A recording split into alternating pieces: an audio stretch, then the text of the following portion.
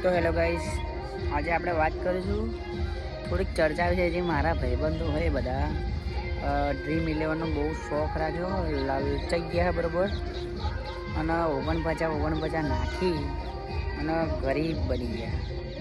ગરીબ તો નહીં બને, એમ તો પૈસા બહુ કરોડપતિ બની જશે, એમાં કોઈ ડાઉટ નહીં.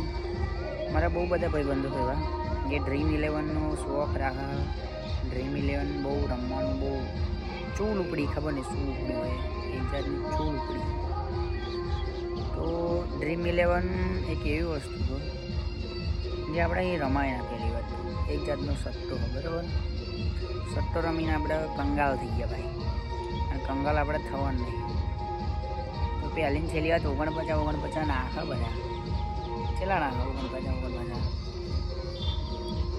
2-3 લાખ જેવા નાખે. કેટલા નાખે? ના કંઈ નોલેજ નહીં એટલું બધું, મારે નોલેજ હોય નહીં એટલે બધું બધા બોલાય નહીં બરાબર. તો જે નાખતા એ ભાઈને વિનંતી છે કે ડ્રીમ 11માં પૈસા ના નાખશો, ખોટા બરબાદ ના થશો.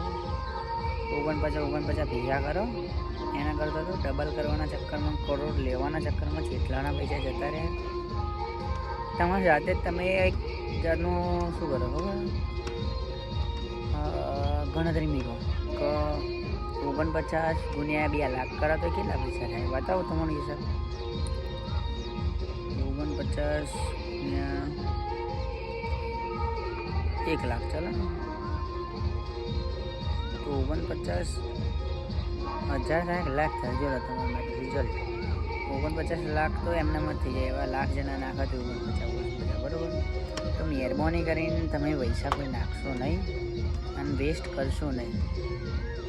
ગલ્લામ નાખો તો બીજા કશામાં નાખો બરાબર. નાખીને કશું તમને મળવાનું નથી.